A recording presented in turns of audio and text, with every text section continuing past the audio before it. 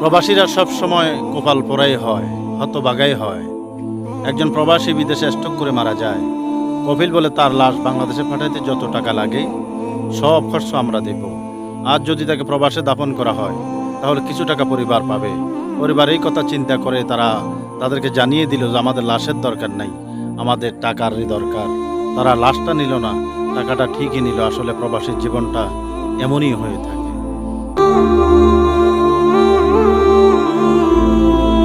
প্রবাসীরা সব সময় কপাল পোড়াই হয়, হতবাগাই হয়।